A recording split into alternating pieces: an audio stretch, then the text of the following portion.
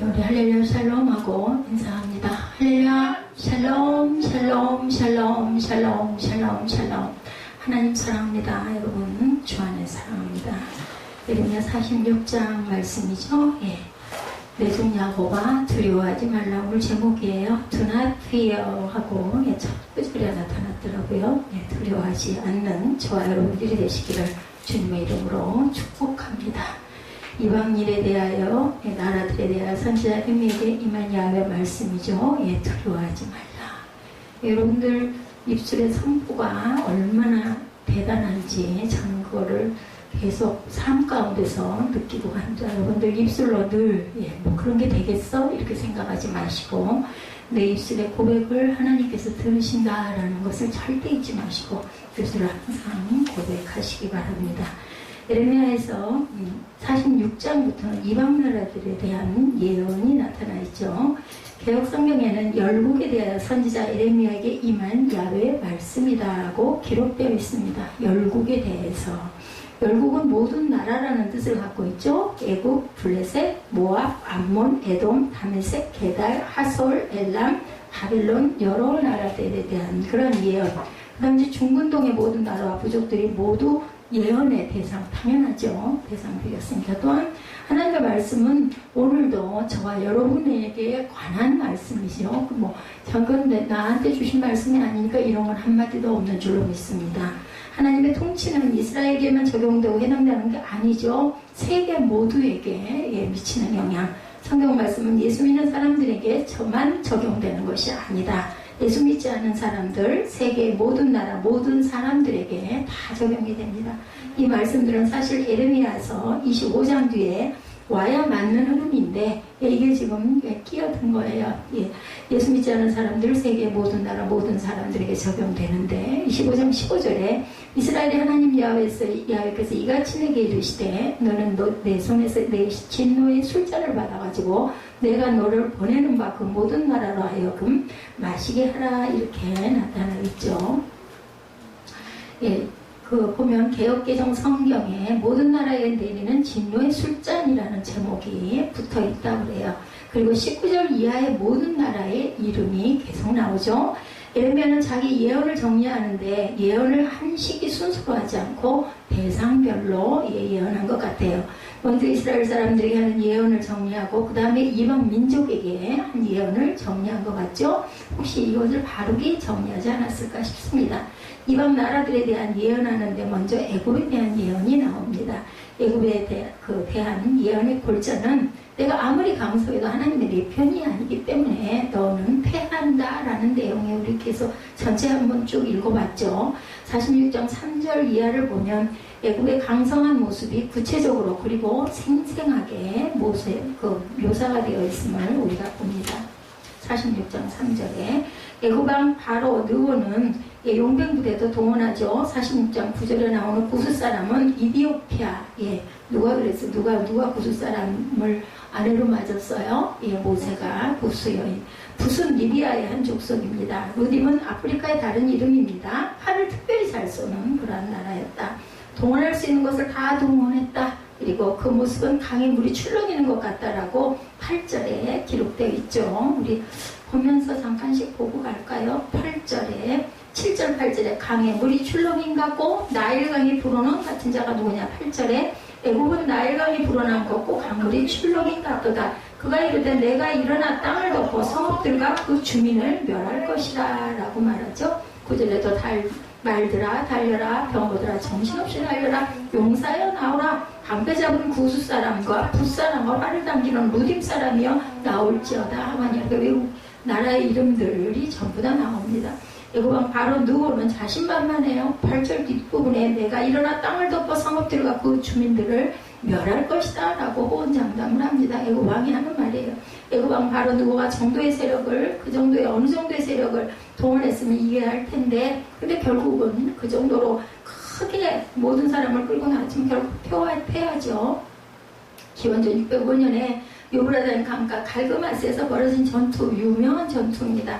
바벨론의 느부갓네살 왕에게 아주 쏠당망에 패해서 다 죽음을 당하죠. 나라가 멸망하는 사건이 일어납니다. 처참한 패배, 그 패배의 모습이 11절과 12절에 기록되어 있는 말씀이에요. 처녀 딸 내두리여 길르앗으로 올라가서 유향을 취하라. 내가 치료를 많이 받아도 효력이 없어 낫지 못하느라. 내 수치가 나라들에 들렸고 내 부르짖음 땅에 가득하였나니 용사가 용사에게 걸려 넘어져 둘이 함께 엎드러졌습니다. 망했다라는 얘기입니다. 수치와 비명, 천사들이 애굽 전역에 넘쳐납니다. 전사들이. 이 패배 때문에 애굽은 주저앉고 바벨론은 세계의 패권을 잡게 됩니다. 애굽이 패배한 이유 뭐예요? 현실적으로 국제정세 흐름 때문이라고 할 수 있지만 그 당시 애굽은 노대국, 늙었어요. 늙은 대국이었다. 기울기 시작한 뭐와 같다? 해와 같았다. 바벨론은 신흥제국이었죠. 그러니까 바벨론의 기세애굽이 무너집니다. 누구의 그 은혜로? 하나님이 능력으로, 하나님의 그 주권으로 그렇게 돼가죠. 세상에 지금 흘러가는 모든 흐름이 하나님의 주권 아래에 있음을 믿습니다. 그 다음에는 애굽의 의로운 용사 요시아를 죽이죠. 요시아는 무슨 왕이라고 그랬어요? 굉장히 하나님을 받들던 신실한 왕이에요. 여러분들 하나님의 종들에게 잘하시기 바랍니다. 많이 부족하더라도 부족한 면 보지 마시고 하나님이 왜 종으로 세우셨을까 생각을 하시고 여러분이 섬기면 그 종이 어떤 몫을 받아서 그런 게 아니라 하늘에서 하나님이 귀한 상급이 여러분들의 삶 속에 그리고 여러분들의 생명 속에 영생의 생명 속에 부어주실 줄로 믿습니다. 4년 전에 애굽왕 바로 누고가 바벨론을 치기 위해 군대를 이끌고 북상한 것을 유다왕 요시아가 무기토에서 막았어요. 나가가지고 여기서 요시아가 비참하게 전사한 사건이 있었죠. 요시아는 종교개혁을 일으킨 훌륭한 왕이었습니다. 몇 안 되는 아주 그 충성스러운 왕, 특별히 하나님을 아주 귀하게 섬기고 많은 우상을 전부 다 타파했던 그런 왕이었죠. 하나님은 이 일을 기억하고 이번에 바로 누구를 이렇게 패배하게 하신 거죠. 하나님은 의로운 사람이 흘린 피를 그대로 두지 않습니다. 분명하게 기억하십니다. 제일 중요한 것은 하나님의 애굽 편이 아니기 때문이었습니다. 하나님이 이미 바벨론을 들어 하나님의 도구로 사용하고 계셨고 계속 선포했죠. 애굽으로 가지 말라고. 너희들이 그냥 여기 있어야 산다고. 애굽으로 가면은 거기까지 쫓아가서 다 멸망을 받을 것이라고 계속 우리가 지금까지 공부해 오면서 계속 애굽으로 가지 말고 바벨론에서 집을 짓고 자녀를 낳고 잘 살고 있어라. 너희들은 해방될 것이다. 누가 이래며가 계속 희망을 선포해 줬어요. 그대로 있으라고. 걱정하지 말라고. 너희들 가면 죽는다. 근데도 가죠. 왜? 눈에 보이는 게 그럴듯했잖아요. 애굽 살기 좋고 자유하고 바벨론에서는 도저히 우리가 살 수가 없겠다 해가지고 애굽으로 갔는데 결국은 근데 중요한 건요. 우리가 그 뒤에 미래를 잘 모르는 게 문제. 눈앞에 보인 것만 코앞에 있는 것만 바라보는 게 문제입니다. 내 눈을 들어서 멀리 바라보는 그러한 저와 여러분이 되셔야겠습니다. 하나님의 손이 함께하는 쪽은 이길 수밖에 없어요. 하나님이 붙잡고 있는 사람은 쓰일 수밖에 없어요. 하나님께서 눈길을 바라보고 있는 사람은 은혜를 받을 수밖에 없습니다. 여러분들이 말씀이 그렇구나 아멘 하고 받으시는 여러분들은 은혜가 임하신 분들입니다. 저는 요즘에 그냥 나이가 들면 눈물이 많아진다고 그래요. 그런 것 같아요. 근데 꼭 그래서 그런 게 아니라 하나님 은혜가 너무 감사해서 자꾸 눈물이 납니다. 우리는 우리의 힘으로 할 수 있는 것은 다 해야 돼요. 그거 안 해놓고 하나님이 해주시겠지, 내 마음 아시겠지는 절대 아닙니다. 우리 최선은 다 해야 됩니다. 그런데 그것을 마지막으로 정리하시는 분은 분명히 하나님이라는 거죠. 그 위에 이것이 과연 하나님이 원하시는 일인지 먼저 기도해야 됩니다. 제가 이번에 김치냉장고 때문에 거의 한 달반 정도를 씨름을 했어요. 몸이 지금 제가 이렇게 불편한데 자꾸 무거운 걸 들고 다니게 되는 것 중에 하나가 김치를 집에서 들어 나르는 부분이어서 그걸 어떻게 해결을 해야 될지. 그저 이전에 이제 냉장고 때문에 또 그렇게 오랫동안 하다가 결국은 그거는 그냥 제가 최선을 다하지 않는 바람에 급기야는 아예 그냥 멎어버렸죠. 그래가지고 그걸 바꾸느라고 굉장히 우리 전도사님하고 전도사님의 일을 많이 쓰셨죠. 근데 이번에 김치냉장고는 정말 한 달반을 상황이 돼 있었어요.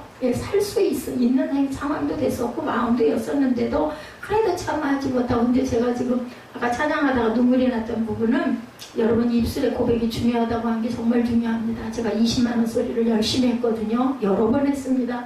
20만 원 원 정도면 제가 할 겁니다. 제가 혼자 할 수 있습니다. 계속 그 소리를 했는데 이번에 역사가 일어나면 20만 원 마이너스 3만 원으로 해결을 해주셨어요. 그래서 여러분들 입술에 고백 중요합니다. 고백하시기 바랍니다. 그 오셨던 기사님이 드린 돈 그 8만 원을 안 갖고 가셔서 그렇게 이루시고 하나님께서는 그분에게 엄청난 축복을 주시리라고 믿습니다. 이름도 안 가르쳐 주더라고요.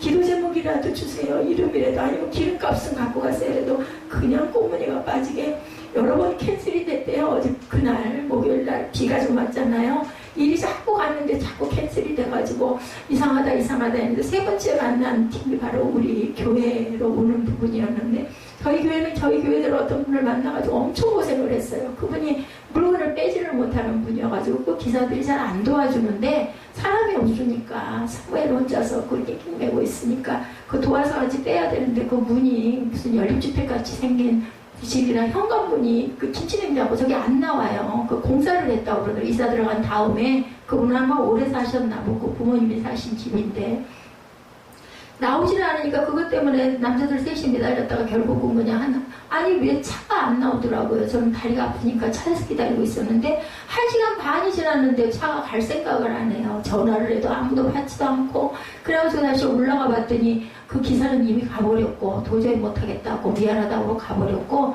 그냥 아주 흙 범벅이 돼가지고 비는 쏟아지는데 그걸 차를 빼다가 못 빼니까 그래서 제가 너무나 마음이 아파서 그냥 두고 가자고 물건이 안 나오는데 여기서 이렇게 애를 써 병나겠더라고요. 둘 다. 예, 이거 아니니까 그냥 가고 그냥 새 거 할부로 사자고 내가 할 수 있다고. 예, 그런데도 그걸 끝까지 다른 사람 보내달라고 하고는 그래서 이걸 그렇게 반드시 꺼내지 말고 서랍을 좀 빼고 눕혀서 나오는 건 어때요? 결국은 눕혀서 나왔어요. 그러고 오신 분이 그 기사님이세요. 근데 그분이 예, 연세중앙교회에 다니는 윤석전 목사님 교회, 큰 교회죠. 엄청 큰 교회에 섬긴다고 이제 그런 이야기들 하면 남자분들이 저는 차에 앉아 있었고 하셨던 모양이더라고요. 그걸 얘기를 우리 교회 얘기를 들으면서 아 내가 이분들을 만나려고 내가 이렇게 오늘 하루 종일 일이 이렇게 캔슬이 됐구나. 그분이 은혜가 있는 분이죠. 그러고는 저쪽에 도로변에다 내려가지고 두 사람이 그걸 끌고 올라와가지고 드리는데 저는 그냥 먼저 튀어 올라와가지고 저걸 빼야 돼. 작은 냉장고 빼야 되고 안에 있는 거 다 꺼내야 되고 순서를 바꿔야 되니까 냉장고들 순서를 아무리 생각해도 김치 냉장고가 안에 들어가야 되겠더라고요. 그래서 그분이 오셨길래 좀 도와주십시오. 사람이 없습니다.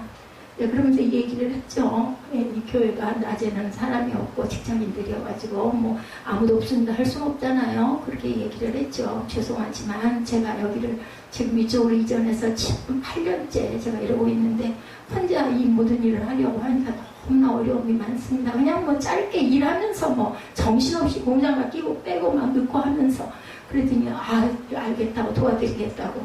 그러고 나서부터 그분이 뛰어들어서 일을 하는데요. 보통 기사들 틱틱거리고 안 해요. 그런 거 그냥 빗자루 들고 저희 그 바울 전사님이 한다고 아유 아니라고 저리 가시라고 하고 그냥 그거 쓸고 닦고 걸레로 닦고 엄청 그 애를 쓰고 수고를 하고 옆에다 그거 박는 거 이거 좀 위로 좀 했으면 좋겠다 그랬더니 그거 나사못 달라고 그래가지고 위로 받고 근데 허당이에요. 쑥 들어가 버렸어. 근데 찾다 보니까 있더라고 딱딱한 거 대놓은 자리가 그쪽에다가 못 박아서 근데 그거 위로 올려서 안 했으면 저거 냉장고 코도 못 꼽았어요. 끈이 짧아가지고 그게 이렇게 돌아와서 이게 꼽히지가 않더라 이 냉장고가. 근데 그게 나중에 꼽아보니까 고개 딱 맞게 거기에 맞춰지고 그러고는 봉투 준비해놨다가 드리니까는 이거 그냥 제가 봉사해야 되겠다는 마음을 먹고 여기까지 왔습니다. 너무나 감사합니다 하면서 가시길래 성함이라도 좀 알려주십시오. 그랬더니 장갑 낀 채로 그랬더니 아니라고 그냥 손사래를 치면서 그냥 쏜살같이 가버리시더라고요. 그분 하루 종일 일도 거의 못하셨을 텐데 성남에서 여기까지 차를 그 트럭 그 쓰이는 차를 끌고 와가지고 그 봉사를 다 해주시고 10시간 넘어서 가셨어요. 오늘 제가 오늘 일부 예배 드리는데 너희들은 하나님의 동역자여 바치라 그 말씀이 어찌 그렇게 가슴에 감동으로 오는지 제가 그날 밤에도 기도한 게 그거였습니다. 아직은 우리가 살만한 땅에 살고 이런 분들이 그런 집사님들이 얼마나 많겠어요. 그죠? 그분도 그렇고 지금 여기 금포교회 여기 우리 이쪽 3층 담당하고 계신다는 거 장모님 그분도 엄청 젊어요. 보면 아주 그냥 뭐 씩씩하고 활달하고 뭐 보면 스포츠맨 같은 그런 느낌이 드는 그런 젊은 남자 장로님이 뭐 연세는 얼마나 되셨는지 모르지만 제가 보기에는 뭐 50대 초반이거나 40대 후반이거나 그렇게밖에 안 보이시더라고요. 아주 열심히 하시더라고요. 이런 분들이 계셔야 교회가 이렇습니다. 근데 저는 감사한 게 그다지 못할지라도 약하고 가난한 교회를 이해하시는 그리고 바라보시는 하나님의 은혜 그리고 우리들의 고백 그걸 들으신다. 제가 그 말씀을 드리고 싶은 거예요. 여러분도 입술로 고백하세요. 안 되더라도 상황이 아니다 할지라도 절대로 실망하고 절망하고 놀라고 두려워하고 뭐가 될 거야 안 될 거야 이렇게 낙심하지 마시고 힘을 내시기 바랍니다. 제가 요즘에 한의원에서 벌써 힘을 맞기 시작한 지 한 2주일 하루도 안 빠지고 그 토요일부터 가가지고 침을 맞고 하라는 걸 다 하고 있어요. 그때는 시간이 없다고 핑계로 그냥 물리치료도 안 받고 침만 맞고 도망오고 했는데 끝나는 데까지 한 40분 걸리더라고요. 그걸 다 맞고 다니면서 첫 번째 느낀 게 허리가 펴지는구나. 근데 그게 뭐 계속 펴지는 건 아니에요. 수영장에서 수영하고 딱 올라와가지고 걸어서 그 계단 올라올 때 허리가 딱 펴져서 올라와요. 근데 이제 샤워하고 뭐 막 일하고 무거운 거 들고 하면 뭐 도로 이제 꼬부라지지만 침을 맞으면서 첫 번째 느낀 거는 뭔가 느낌이 다르구나. 하나님이 제 허리를 더 아프게 하셔가지고 이렇게 만나게 하신 하나님이구나 이런 마음이 오더라고요. 여기에 제가 최선을 다해야 된다라는 부분 여러분에게 말씀드리다 보니까 할 바는 최선을 다해야 합니다. 그리고 느끼고 은혜를 받으면 은혜 받은 대로 선포하고 그리고 입술로 설령 아니라 할지라도 설령 내 마음에 그 마음이 없다 할지라도 자꾸 입술로 선포하세요. 그러다 보면 그게 바라보여지고 그대로 된다는 저는 이게 한두 번 겪은 일이 아니에요. 뭐 그런 환란 중에 있으면서 뭐가 좋아서 그런데 아니요. 생활 가운데서 삶 가운데서 물론 두려움도 굉장히 많습니다. 자신이 없고 힘이 약하고 능력이 없고 가진 게 없고 하다 보니까 생활 가운데서 현실 가운데 어려움도 있지만 그래도 끝까지 하나님께서 붙들어 주시고 보호하고 계신다라는 거. 우리 유재길 성도님 기도하죠. 어려움이 많고 아픔과 고통이 많죠. 저는 종으로 섰잖아요. 하나님 은혜가 얼마나 감사한지 뭐 그분이 어때서라는 얘기는 하고 싶지 않고 하나님이 이렇게 하나님께서는 나뉘었는데도 각자의 사명을 이렇게 주시고 이제는 마지막 기도는 갈 때 정말 아름다운 모습으로 공고하지 않은 모습으로 정말 여러분들이 정말 보고 싶어하는 그리움을 갖는 그런 모습으로 내가 편안하게 갈 수 있기를 참 우리는 태어나는 것도 중요하지만 잘 돌아가는 게 중요합니다. 하늘에 그저 쌓이는 축복 지피나 풀이나 이런 걸로 드리지 않고 금이나 보석이나 안 불타버릴 걸로 드려가지고 여러분들 불 가운데서 구원받지 말고 하늘에 많은 상급이 쌓여서 아름다운 영의 새 영을 입으시는 우리 육신은 쇠퇴하고 늙어가죠. 근데 새로 세워지는 건 영의 몸이죠. 오늘 일부 예배 은혜가 제가 많았습니다. 그리고 제 삶이 없는 속에서도 기적을 체험하게 하시는 근데 그 통로옷을 바울 전도사님이 하시더라고요. 포기하고 이거 새가 살 테니 이거 좀 카드 좀 끌어주세요. 제가 제 카드가 한도가 있어서 안 되잖아요. 내가 한 달에 10만 원씩 붙여드릴 테니까 어떻게든지 붙여드릴 테니까 믿으니까 이 카드 좀 끊어주세요. 그랬더니 한 번 더 봤대요. 그러자고 몇 번을 막 나온 거 뭐 준 거 뭐 다 살피다가 도저히 안 돼. 그러고는 봤는데 그게 5분 만에 뜬 거래요. 5분 만에. 나한테 수요일이었어요. 예배. 끝나고 나서 보니까는 카톡 보세요 하고 올라와 있는데 이 물건이 올라왔고 보는 순간 마음에 오 하는 생각이 들어가지고 카톡을 번개톡을 했더니 그분한테 바로 답이 와요. 젊은 아가씨예요. 아버지를 이제 한 집으로 모시면서 관리를 그분이 하게 돼가지고 그래가지고 다시 통화해가지고 그냥 바로 계약금 드리겠다니까 됐다고 그러더라고요. 믿고 있을 테니 그러면 시간 되실 때 알려주시고 오시라고. 그래가지고는 수요일날 밤에 12시 자정 넘어서 얘기한 게 목요일날 쉬러 오면서 고난이 있었습니다. 한 번에 하나님이 주시는 것도요, 우리의 수고와 그 끈기와 인내와 노력과 그죠? 이런 시행착오도 분명히 있고 그리고 나서는 이렇게 저만한 물건을 중고품이라도 저 값에는 절대로 있을 수가 없는 일입니다. 그런 일을 저는 계속 이렇게 경험을 하고 가고 있어요. 하나님의 은혜로. 교회 건축을 하는데 음향 문제 굉장히 중요하죠. 내가 하는 일이 하나님을 위한 일, 하나님의 원하는 일이어서 하나님이 함께 하시도록 우리는 늘 기도해야 됩니다. 저는 교회 성전을 받들고 가는 부분에 제 힘이 부족하고 물질이 부족하고 사람이 없어가지고 항상 그게 안타깝습니다. 그럴 때 그래도 하나님께서 사람을 보내주시고 채워주시는 부분, 제가 음향 얘기하다 이런 얘기하죠. 어떤 목사님 교회 형편이 어려운 가운데 음향 장비를 최고로 설치를 하더라는 거예요. 간증입니다.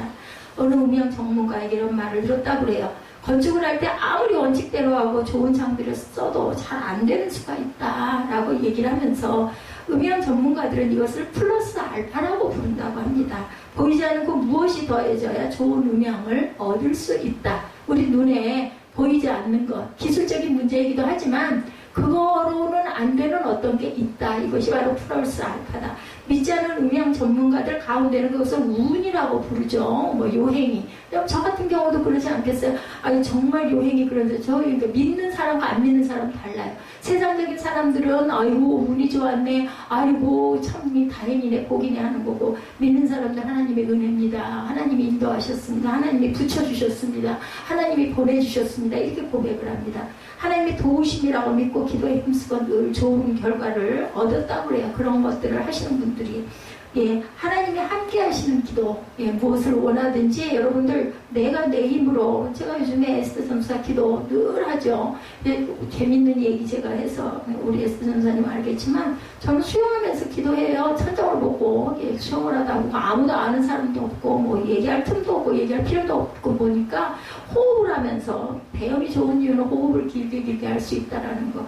천장 바라보면서 기도 제목들 떠오르고 광고하는 거 반복이면 어떻습니까? 뭐 대단하게 길게 기도 안 해도 상관없죠? 한마디라도 계속 저는 그렇게 기도합니다. 그러면 저도 마음이 평안해져 은혜를 받고, 가끔가다 이제 뭐 트러블도 있고 부딪히는 경우도 있고, 대개는 저처럼 느린 사람임에도 불구하고 제 머리에 걸리는 사람이 꼭 있어요. 그저 힘들게 했다는 그 집사님인지 뭐 누군지 모르지만 그분 앞에 딱 가서 걸렸다 하면서 그냥 씁니다. 그대로 서서 그냥 반대 라인에서 누군가가 오고 있으면 좀 기다렸다가 그분 가신 다음에 그렇게 갑니다. 그럼 마음이 편해요. 오히려 내가 양보해줬다, 이 사람도 오죽하면 저럴까, 나도 저럴 때가 있었다, 이제 잘해질 때가 오겠지, 그리고 기다려주자, 이렇게 부딪힙니다. 그분도 눈치가 있으니까 부딪힘이 여러 번 되다 보면 어느 사이 없어지고 없어요. 한 30분쯤 되면 이런 또 열심히 또 하는 거죠. 이렇게 우리가 누군가에게 양보해 줄 때 그걸 막 혈기를 내고 화를 내고 부딪히고 해봐야 좋을 일이 하나도 없습니다. 은혜 떨어지고 더군다나 목회자가 돼가지고 그래서는 안 되겠죠. 저도 그런 적이 있습니다만은, 그러면서 또 깨달아지고 좀 달라야 되겠다. 뭐가 되든 알든지 말든지, 바보 같다 하더라도, 남이 보기에 바보 같아도 느부갓네살이 애굽을 치리라고 13절에서 26절에 나타나 있죠. 애굽을 치리라라는 부분이 읽었기 때문에 건너갑니다. 이 말씀은 26절까지 내가 그들의 생명을 누리는 자의 손, 곧 바벨론의 느부갓네살 왕의 손과 그 종들의 손에 넘기려라. 그럴지라도 그 후에는 그 땅이 이전같이 사람들 살 곳이 되리라. 야훼의 말씀이니라. 26절 이렇게 끝났죠.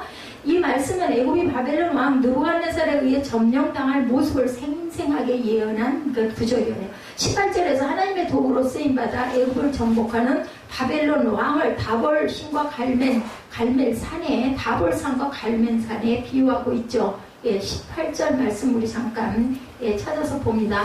만군의 야훼라 일컫는 왕이 이르시되 나의 삶으로 맹세하노니 그가 과연 산들 중에 다볼같이 해변의 갈멜같이 오리라. 산들을 비유했던 부분이죠.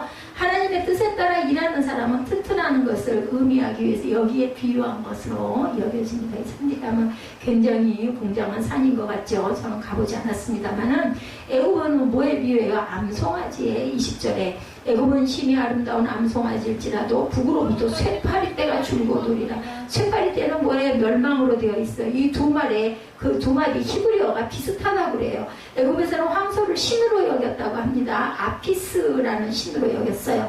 이스라엘 백성이 광야에 나왔을 때 금송아지를 만들어 섬겼죠. 금 장신구들 다 내놔라 해가지고, 그죠? 그 모세의 형이 아론이 바구니에다 받아가지고 그걸로 뭐 했어요? 금송아지 형상 만들어 거기다가 막 절했어요. 풍요를 달라고. 그 신의 이름을 아피스라고 한다고 합니다. 금송아지를 만들었으니까 아마 그 영향 때문이 아닌가. 애굽을 또 뱀에 비유합니다. 여러 동물 가운데 뱀은 권력을 상징한다고 그래요. 애굽왕의 왕관이나 호레는 그래서 뱀의 장식이 저도 본 기억이 난다. 뱀이 이렇게 구부러져 있는 모습이 있습니다.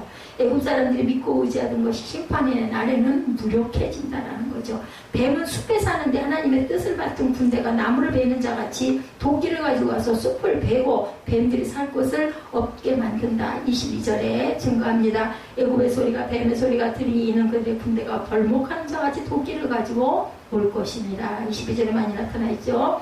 야훼의 말씀이나 그 뒤 황충보다 많아서 셀 수 없으므로 조사할 수 없는 그의 수풀을 찍을 것이다. 예, 그렇게 얘기하죠. 24절에 딸 애굽이 수치를 당하여 북쪽 백성의 손에 부침을 당하리로다. 앞에서 살핀 것 같이 용병 부대들을 많이 동원했어요. 그죠? 그런데 이 수송아지 같은 용병 부대도 21절에 보면 함께 도망을 치는 사건이 일어났죠. 고용된 그 군대들, 살찐 수송아지 같아서 돌이켜 함께 도망하고 서지 못하였나니 재난의 날이 이르렀고 벌받는 때가 왔다라고 정돈합니다. 오늘 말씀 가운데 우리에게 많은 도전을 주는 것은 또한 17절 끝부분에 그들이 그곳에서 부르짖기를 애굽의 바로 왕이 뭐라고 해요? 망하였도다. 그가 기회를 놓쳤도다가 그 기회를 놓쳤도다가 개혁 성경에는요 그가 기회를 놓쳤도다가 개혁 성경에는 그가 시기를 잃었도다. 그래서 때는 굉장히 중요합니다. 우리가 딱 붙드는 뭔가 선택할 때 있잖아요. 그때 확실하게 완전히 붙잡을 줄 알아야 되겠다. 애굽왕 바로에게는 깨달을 기회가 여러 번 있었죠. 여러 번 바벨론을 정복했고 바벨론에 대항하다가 뜻을 이루지를 못하기도 했습니다. 그러면 깨닫고 다른 길을 찾았어야 하는데 끝까지 고집을 부리다가 선택의 의지를 하나님이 주셨기 때문에요. 저와 여러분에게 하나님의 뜻을 갖고 있지만 그걸 잘 선택하지 않으면 결국은 이루지를 못합니다. 오늘 말씀과 같이 처참한 종말을 맞이하죠. 모세 때 애굽왕 바로 예레미야에 나오는 바로는 바로 느고와 바로 호브라입니다. 애굽왕 모세 때 왕은 람세스 2세예요. 예레미야에 나오는 바로 이름이 똑같아요. 그죠? 이것은 바로 호브라. 그 사람들에게 깨달을 기회를 여러 번 주셨습니다. 여러 종류의 재앙도 주셨죠. 그 깨달을 기회들을 잘 활용하지 못했기 때문에 장자를 잃는 일을 당하죠. 그러고도 깨닫지 못했기 때문에 나중에는 군대까지 다 잃어버립니다. 하나님께서는 우리에게 기회를 주세요. 우리가 알게 모르게 기회를 놓칠 때도 굉장히 많습니다. 선택 못해가지고 아이코 할 때도 굉장히 많습니다. 재난을 앞두고 피할 기회도 주십니다. 심판을 앞두고도 피할 기회를 주십니다. 기회를 주시 않는 일은 없어요. 기회 없이 그냥 들이닥치는 일은 없어요. 홍수 때도 누구를 통해서 노아를 통해서 계속해서 120년 동안 물난리 날 거니까 피하자 계속 얘기했습니다. 말을 듣지 않은 것은 그곳에 살고 있는 사람들이 미친놈하고 말을 안 들었죠. 문제는 우리가 그 기회를 깨닫지 못하고 활용하지 못한다. 놓쳤죠 여러분들. 다음에 또 옵니다. 그럴 때는 그걸 붙들으시기 바랍니다. 노아 당시의 사람들에게도 하나님은 사람들에게 기회를 당연히 이렇게 많이 주셨어요. 노아가 방주를 만들 때 사람들이 와서 방주 왜 만드냐고 물어보죠. 그럴 때 노아는 친절하게 설명하면서 하나님의 홍수 심판이 임하리니 준비하자고 말했습니다. 방주문을 열고 짐승들을 맞아들일 때 노아는 다시 공고합니다. 사람들은 듣지 않습니다. 왜냐하면요 그럴 수도 있어요. 여러분들은 아이고 왜 안 들어가 도망가지. 근데요 그때는 비가 없을 때였기 때문에 뭐가 하늘에서 와 무슨 비가 내려가고 홍수가 범람을 해 그걸 모르는 때이기 때문에 우리는 아는 것 안에서 이해하려고 합니다. 그리고 내가 아는 것만 주장을 합니다. 얘기를 하면 그런 게 어딨어 이렇게 되잖아요. 왜냐하면 내 상식으로 내 이해로는. 그래서 성경에 뭐라 그래요? 바보 같더라도 미련하더라도 그렇게 하라고 그러죠. 너희들이 어리석다 여겨질 그것이 바로 하늘에서는 지혜다라고 말씀을 합니다. 기회를 잘 활용한 사람 여러분들 잘 아는 키 작은 삭개오 그죠? 예수님 만나려고 어디 갔어요? 못 가니까는 키가 조금해서 안 되니까 나무백에 올라가가지고 예수님을 만나죠. 그래서 새 사람이 되는 거 여러분들 삭개오 얘기 아시죠? 예수님을 집에 모시게 될 기회를 이용해서 주여 보시옵소서 내 소유의 절반을 가난한 자들에게 주겠사오며 만일 누구의 것을 속여 빼앗는 일이 있으면 내 갑절이나 갚겠나이다. 그 결과 구원의 선포를 받는 그런 역사가 있죠. 여러분들 나와 있죠. 베드로 얘기부터 나와 있나요? 오늘도 또 오늘 본문 얘기들이 별로 많이 안 나와 있나요? 제가 찾아서 넣는데 잘 발견을 못 하신다고 그러시더라고요. 베드로는 예수님을 3번이나 부인하죠. 누가복음 22장 60절 이하를 봅니다. 베드로가 이르되 이 사람아 나는 내가 하는 말을 알지 못하노라고 아직 말하고 있을 때 닭이 울더라. 주께서 돌이켜 베드로를 보시니 베드로가 주의 말씀 곧 오늘 닭 울기 전에 내가 나를 3번 부인하리라 하시니 생각나 밖에 나가서 심히 통곡하니라. 저는 여러분들에게 설교를 하면서 찬양을 하면서 여러분들 찬양에 들으시면서 혹시 그거 느끼신 분 계세요? 기도예요, 기도. 예. 찬양의 가사들, 찬양의 그 제목들, 그 제가 보고 선택을 하지 그냥 오늘은 이거 해야지 하고 누르는 일이 없습니다. 대개는 다 그렇습니다. 은혜 받은 찬양들, 그리고 연결되는 찬양들, 오늘 말씀하고 접목되는 찬양들을 붙이고 마음으로 저는 기도합니다. 저 눈 감고 찬양할 때 많죠. 괜히 눈이 쉬어서 노래를 감는 게 아니라요. 예, 가사로 은혜를 좀 받게 해주옵소서 하고 여러분들을 한 사람 한 사람을 생각하면서 그렇게 기도합니다. 오늘 제가 우리 유해진 자매 이야기를 잠깐 들었습니다. 빛으로 보신 예수. 제가 신학교 다닐 때 선생님이 음악 저희들 과목 같은 선생님이 작곡을 하나 해봐라 해가지고 그걸 부탁을 해서 제가 어떻게 작곡을 해야 못하니까 그게 가져갔던 게 바로 빛으로 오신 예수. 그거 테이프에다가 녹음해가지고 그때는 뭐 요즘 휴대폰으로 이런 거 잘 안 됐을 때니까 녹음에다가 갖다가 그 교수님이에요. 대학에 계신 교수님인데 예, 여의도교회에 봉사하고 계시던 예, 지금도 아마 사부 지휘를 하실 겁니다. 그 교수님이 우리 신학생들을 이렇게 교수할 때였습니다. 갖다 드렸더니 보고 깜짝 놀라면서 계속해서 좋은 곡을 많이 만들라. 이런 인재도 있네 라는 얘기를 들었어요. 그게 제가 한 게 아니니까 본인에게 전해줬었거든요. 계속해서 곡을 많이 좀 만들라고. 만들면 혹시 상황 되면 또 갖다 보여드릴 수도 있으니 해보라. 제가 아까 그 얘기를 듣고 몇 곡 만들었는데 그 곡들을 사람들이 찾는다. 그래서 등록을 했다라는 얘기를 들으면서 마음에 느끼고 깨달은 거는 구별된 곡은 다르구나. 왜냐하면 그 은혜를 받고 축복을 받았잖아요. 여러분들 축복받는 거 뭐 그냥 입술로 하는 거 뭐 그게 그거지. 여러분들 안수받는 거 뭐 그냥 얼른 지나가라 이러지 마세요. 예, 주의 종이 축복할 때는요. 혹여 제가 여러분들에게 좋지 않은 감정이 가끔 혹여 있을 때가 있을지라도 축복하는 순간만은 전심으로 축복을 합니다. 그 마음을 비우고 축복하지 그냥 형식적으로 가지 않아요. 그래서 마음에 거리낌이 있을 땐 제가 오늘은 안수하지 말죠. 그냥 가죠. 이럴 때가 아마 여러분들 느낀 적이 있으실 거예요. 그럴 때는 제 마음에 거리낌이 있고 마음이 평안치가 않을 때 혹여 그럴 때가 있습니다. 예, 그런 때는 그냥 안수를 안 하고 기도합시다 할 때도 있습니다. 다구는 소리를 듣고 예수님의 말씀을 상기하고 예수님과 눈이 마주치는 것을 회개의 기회로 여러분들 내가 잘못했어. 그럼 눈이 딱 마주쳤어. 내가 엄마한테 잘못했어. 아니면 내가 선생님한테 잘못했어. 그럼 눈이 딱 마주쳤어. 그럴 때 어때요? 움찔하지 않아요? 예, 저는 눈물이 울컥 쏟아집니다. 내가 잘못했는데 이런 마음이 들기 때문에 이건 천성인 것 같아요. 하나님 제게 주신 마음. 그리고 영적인 민감함. 예, 젊을 때부터 어릴 때부터 그런 부분들이 굉장히 민감했습니다. 하나님이 사용하시려고 아마 낳을 때 그런 인자로 낳으신 것 같아요. 제2의 가론 유다, 예, 주은 유다라고 얘기합니다. 회개의 기회를 놓치지 않았기 때문에 그런 사도의 반열에 오를 수 있고 베드로가 제2의 주은 가론 유다다 이런 이야기들을 한다는 거죠. 초대교회 기둥이 되죠. 반석이 되죠. 지금도 우리 성지순례 가면 베드로의 성당이 그대로 보존되어 있어요. 내가 이 반석에 집을 지으리라. 그 터에다가 세워진 게 바로 지금 베드로 성당입니다.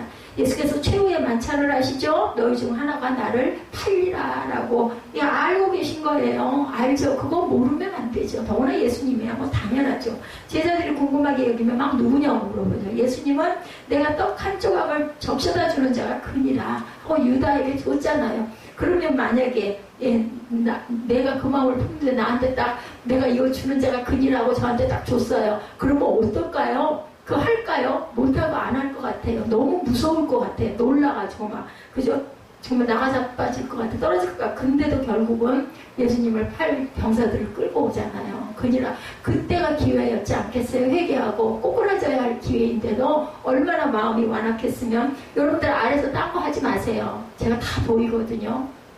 그리고요. 큰 예배 시간이나 작은 예배 시간이나 설령 성경을 읽는 시간이라 할지라도 특별할 때가 아니면 내 상황상 어쩔 수 없을 때가 아니면은 절대로 딴 거 하지 마세요. 말씀 전하다가요 자꾸 이렇게 눈에 지금 제가 직접 보지는 않아요. 가운데를 보고 있죠. 근데 이 눈이 두 개라고요. 그러다 보니까 자꾸 보여요. 그러다 보면 제가 거리낌이 와가지고 말씀을 제대로 전하지를 못해요. 그러니까 그게 뭐 내가 은혜를 받고 안 받고가 중요한 게 아니라 설교자가 온전하게 설교를 못한다. 그러니까 여러분들 좀 참기 바랍니다.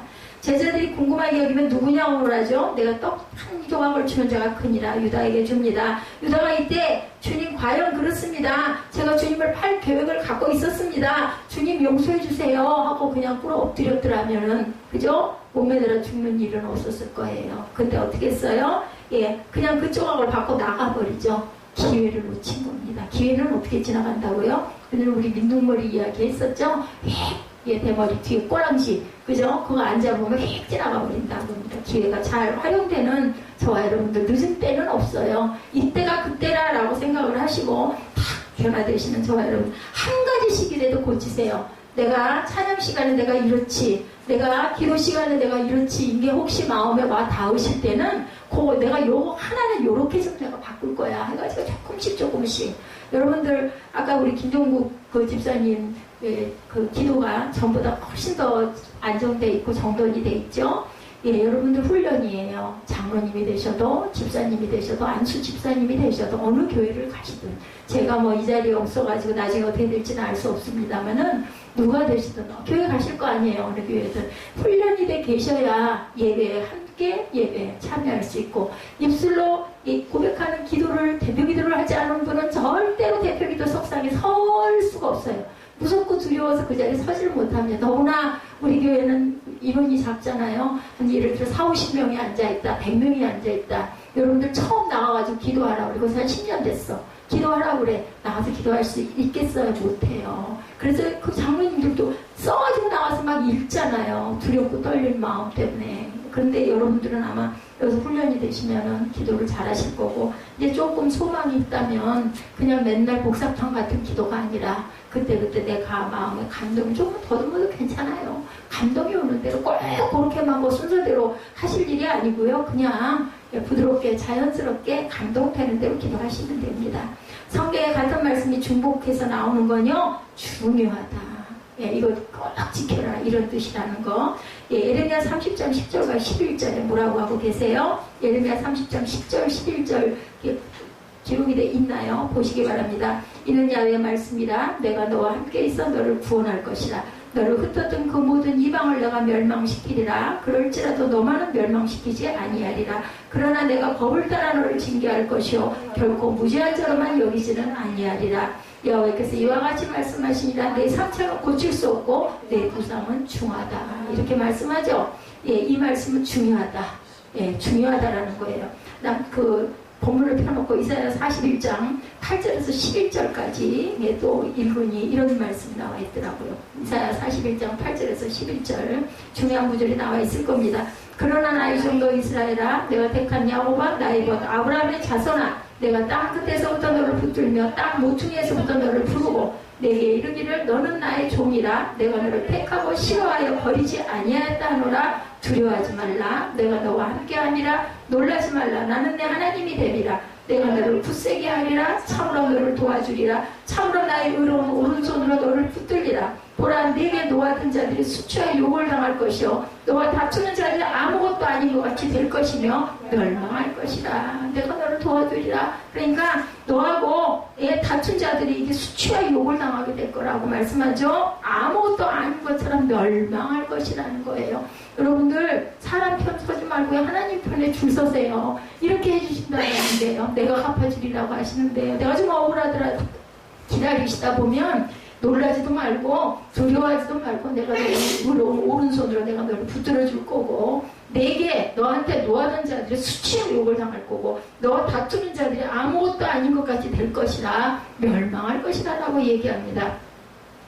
내용이 같죠? 오늘 말씀이 중요한 것이요. 아까 예레미야 30장 10절과 11절 말씀과 이 말씀이 같은 표현, 같은 말씀이다. 예수를 믿는 사람이 범죄를 하면, 택한 사람이 범죄를 하면 공의 하나님은 또한 징계하신다. 28절에 끝에 뭐라고 말씀하세요? 28절 끝부분 보시기 바랍니다. 내가 너를 법도대로 징계할 것이요 결코 무죄한 자로 여기지 아니하리라. 마지막에 그렇게 하시죠. 그런 하나님 믿는 사람을 멸망시키지는 않습니다. 지금 읽은 바로 앞에 보면 너는 사라지지 아니하리라 하고도 말씀합니다. 27절 소망의 약속이 있죠. 내가 너를 먼 곳에서 구원하며 내 자손을 포로된 땅에서 구원하리니 야곱이 돌아와서 평안하며 걱정 없이 살게 될 것이라. 그를 두렵게 할 자가 없으리라. 야곱이 돌아와서 평안하게 잘 살 것이라고 합니다. 야곱도 오래 살았어요. 그죠? 예수를 믿지 않은 사람이나 부족 나라는 어떻게 되나요? 하나님이 한때도 도구로 사용하던 나라들 어떻게 됐어요? 25절 앞부분에 보면 야훼의 말씀이니라. 내 종 야곱아 내가 너와 함께 있나니 내 종 야곱아 내가 너와 함께 있나니 두려워하지 말라. 내가 너를 흩었던 그 나라들은 다 멸할지라도. 25절 앞에 그렇게 나와 있죠. 예, 망노는 야훼 이스라엘 하나님께서 말씀하시니라. 보라 내가 노의 아몬과 바로와 애국과 애굽 신들과 왕들과 바로와 그 미르지한 자를 벌할 것이라. 내가 그들의 생명을 노린 자의 손과 바벨론의 느부갓네살 왕의 손과 그 정도의 성질한 놈이 그럴지라도 그 후에는 그 땅이 이전같이 사람 살 곳이 되리라. 야훼의 말씀이니라. 27절 내 종 야곱아 두려워하지 말라. 이스라엘아 놀라지 말라. 내가 너를 먼 곳에서 구원하며 내 자손을 포로된 땅에서 구원하리니 야곱이 돌아와서 평안하며 걱정 없이 살 것이라. 그를 두렵게 할 자가 없으리라 라고 말씀하죠.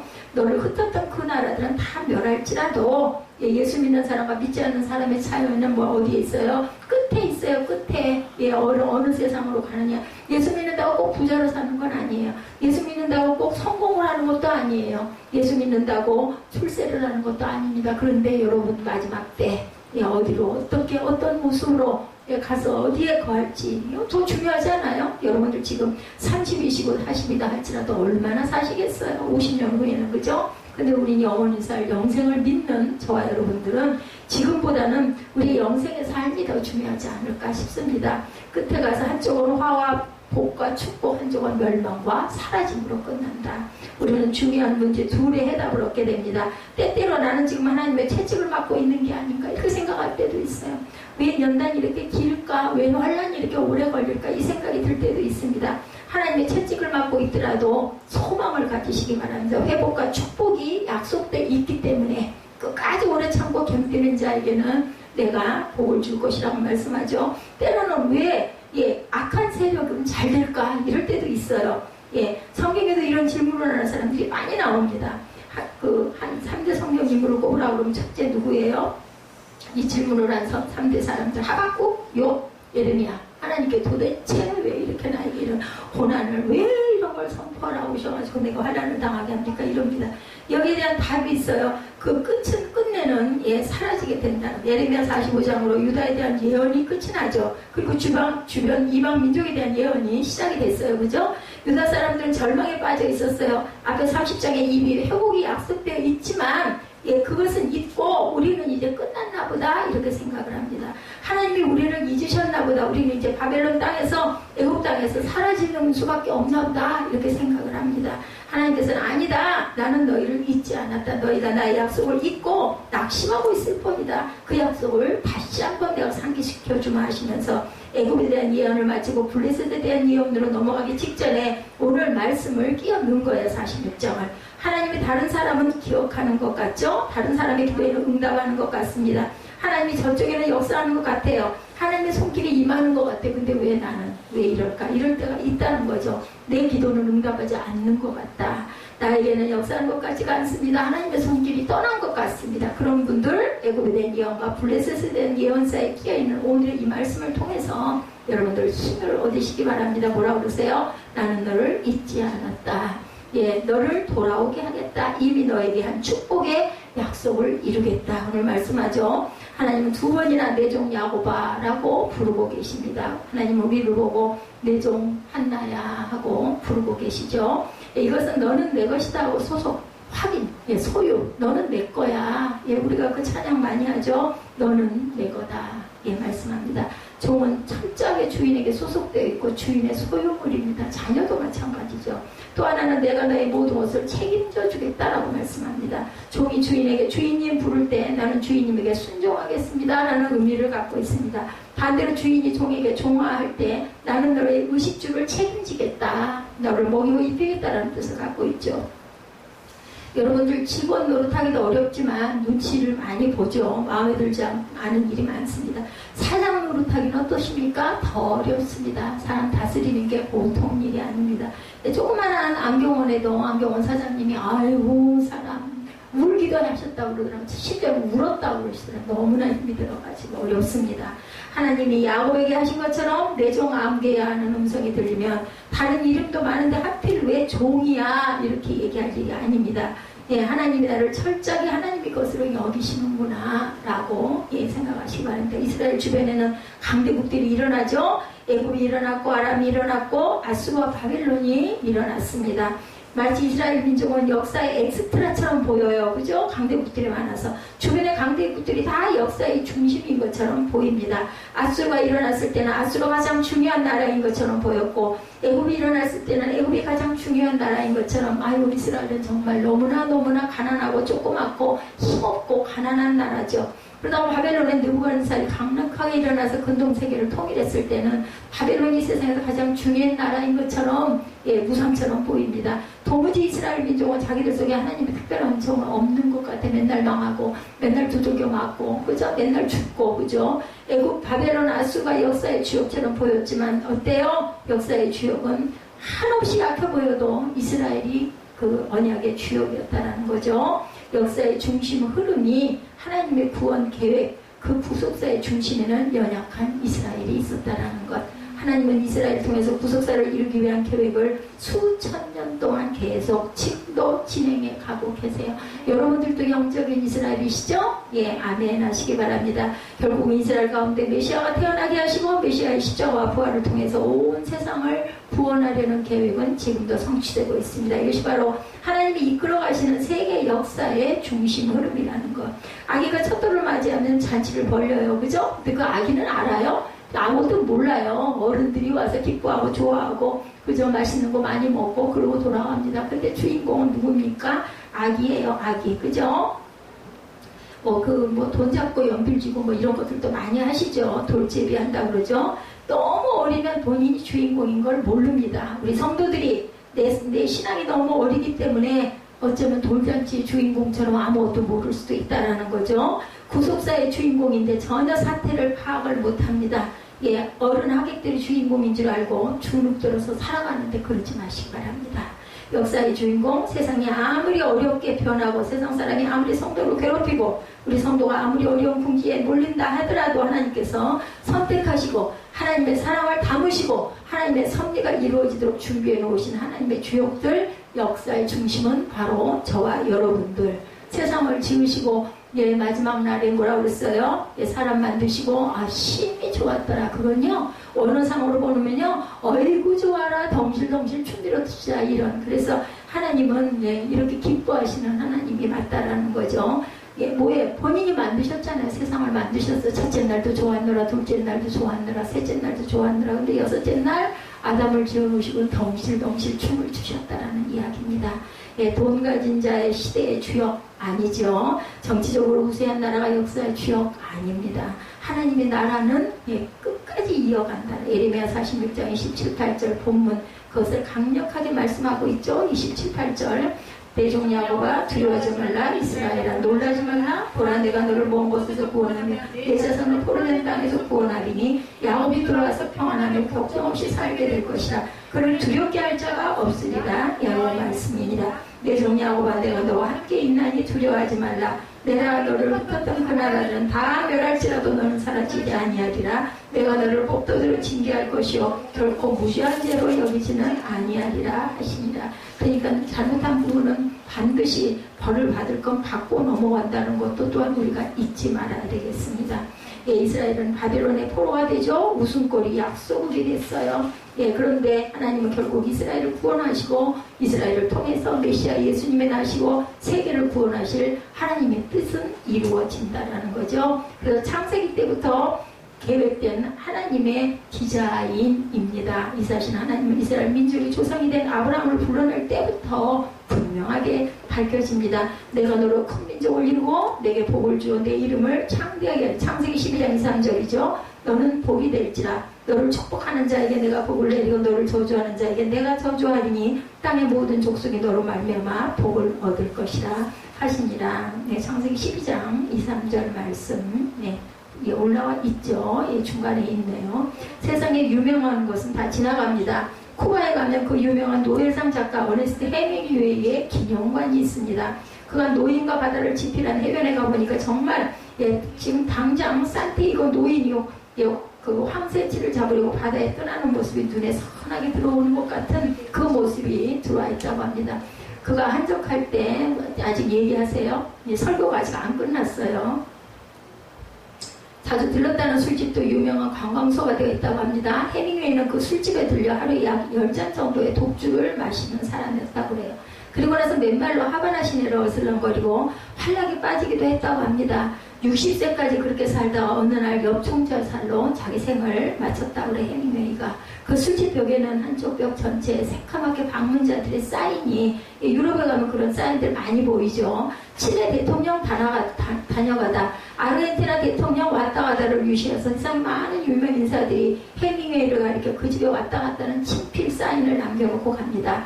그런 사인들 보면서 예, 어떤 그곳을 방문했던 분의 이야기입니다. 수많은 유명 인사들이 와서 벽에 사인을 남기고 갔지만 사실 그들은 아무도 역사의 중심이 아니었다. 그들은 지나갔고 예, 죽었고 헤밍웨이도 죽었다. 이렇게 사람들은 떠나가지만 역사의 주인공이신 하나님께서 이 역사에 남기신 사인은 과연 어떻게 무엇이 되었을까? 예, 중심사건 십자가죠. 하나님은 갈보리 언덕에 십자가라는 놀라운 사인을 남겨놓으셨습니다. 십자가는 하나님께서 역사 가운데에 남겨놓으신 놀라운 표적입니다. 우리를 구원하신 예수 그리스도는 역사의 가장 중심 인물이 되셨죠. 예수 그리스도의 십자가는 역사의 가장 중심 사건입니다. 정치 1번지 워싱턴가 중심이 아니고 경제 1번지 뉴욕이 중심이 아니고 바로 갈보리 언덕의 십자가, 가기 싫어하는 곳 갈보리 언덕, 너무나 황량하고 으스스하고 무서워서 갈보리 언덕 그 십자가에는요 죽은 사람들을 거기다 달아놓기 때문에 아무도 거기를 가지 않는 골고다 언덕, 뭐라 그래, 골고다 해골이라는 의미를 갖고 있습니다. 그 언덕에서 우리의 구원이 이루어지는 예수께서 돌아가심으로 인하여 우리의 영생이 보장이 됐다라는 것. 하나님은 역사의 주인공을 끝까지 보호하시는 것. 왜냐하면 하나님을 통해서 하나님의 나라가, 하나님의 역사가 이어져 가기 때문입니다. 나 야훼가 마로나 내 종 야곱아 내가 너와 함께하리니 두려워하지 말라. 지금도 역사의 중심에 저와 여러분이 있다는 축복이 있다는 것을 잊지 않고 가시기 바랍니다. 아수르를 통해서 역사의 중심에서 벗어난 하나님의 백성들을 치십니다. 조금만 벗어나면 이번에는 애굽을 들어서 자기 백성을 치십니다. 그리고 다시 중심으로 돌아오게 하시는 하나님. 에레미야 46장 28절이죠. 아까도 우리가 읽었듯이 다시 역사의 중심 가운데로 돌아오도록 하나님은 섭리하십니다. 애국과 아수라, 바벨론도 하나님께서 사용하셨죠. 역사의 추억이 아니라 이스라엘을 연단하기 위한 도구로 사용합니다. 교부 오리게는 세상에 존재하는 악에 대해서 이렇게 말합니다. 하나님은 악을 만들어내지 않으시고 악에게 지배를 당하지 않으신다. 다만 자신의 선한 뜻을 위해서 악을 이용하실 뿐이다. 이 땅에 악이 존재하죠. 그 악의 세력은 하나님의 백성을 괴롭힙니다. 그러나 악을 보고 괴로워하지 마시기 바랍니다. 왜? 하나님은 절대 악에게 지배당하지 않기 때문에. 한국에 아수르와 바벨론이 있죠. 우리나라도 일제히 압박이 있었습니다. 이어서 북한이 등장해서 계속 어려움을 당해옵니다. 최근에 북한은 핵무기로 우리를 위협하고 있죠. 하나님이 만드신 악은 아니지만 하나님은 세상의 모든 악을 사용하셔서 백성들이 하나님 역사의 중심권으로 이용하도록 징계하시기도 하고 연단하시기도 하고 훈련의 도구로도 사용하신다는 그것이 우리 민족이 이스라엘처럼 특별히 고난을 많이 받았던 이유라고는 여러분들 생각하지 아니하십니까? 사업이 어려워서 원망했던 사람들도 있습니다. 어떤 청년 성도가 많은 돈을 주고 복숭아밭을 샀어요. 농사일은 정말 어려웠습니다. 그렇지만 청년은 열심히 기도하면서 복숭아 농사를 했다고 합니다. 그래서 열중하다 보니까 주일을 차츰 빼먹게 됐어요. 열심히 땀 흘린 결과 복숭아가 잘 익어서 이제 수확을 내다보게 됩니다. 근데 갑자기 찬소리가 예년보다 일찍 내려버렸어요. 그래서 복숭아 열매가 모두 땅에 떨어지고 맙니다. 청년은 울상이 돼서 목사님을 찾아갑니다. 저는 그런 잔인한 하나님을 안 믿겠습니다. 하나님이 서리를 내리셔서 제가 애지중지 기르던 복숭아가 다 땅에 떨어져 버렸습니다. 이런 하나님 내가 믿을 믿어서 뭐 하겠습니까? 그랬더니 목사님이 대답합니다. 하나님은 자네를 복숭아보다 더 사랑하신다네. 그렇게 주의를 빼먹고 하나님의 말씀에서 멀어지니까 복숭아가 다 땅에 떨어져 할 일이 없게 만들어서 교회에 나와서 기도하고 예배하라고. 여러분들 생각하기에 어때요? 그 청년의 입장으로 보면 너무나 억울하고 분하고, 내가 교회를 가나 보나, 내가 예배를 드리나 보나, 내가 헌금을 하나 보나, 이런 생각. 근데 그 생각 이전에 하나님이 나를 사랑하셔서 나를 연단하시려고, 나를 만드시려고, 나를 부르시려고 이런 일들을 겪게 하신 건 아닌가. 여러분들 생각해 보시기 바랍니다. 예수님은 일평생 십자가를 목표로 계속 전진하셨죠? 그러나 역사의식이 없었던 베드로는 십자가를 지겠다는 예수님을 뭐라 그래요? 한때 큰 일은 없습니다 했다가 뭐라 그래요? 사단아 물러가라는 소리를 듣습니다. 에스더도 자기가 역사의 주인공이라는 사실을 깨달죠? 그래서 죽으면 죽으리라는 각오로 아수르의 왕한테 나아갑니다. 하나님께서 우리에게 나에게 하시는 회복과 축복의 약속이 생생히 살아있고, 하나님의 나를 하나님이 거슬러 여기시며 모든 것을 책임져 주셨다라는 사실을 확인하고 가시는 역사의 주인공은 바로 강대국 부자, 아니면은 명성 있는 자, 훌륭한 그런 사람들이 아니라, 오늘 불러서 여러분들 찾으셔서 앉혀놓고 그 에레미야 46장을 통해서 하나님이 말씀하시는 저와 여러분이라는 것을 잊지 않는 저와 여러분 되시기를 주님의 이름으로 축복합니다.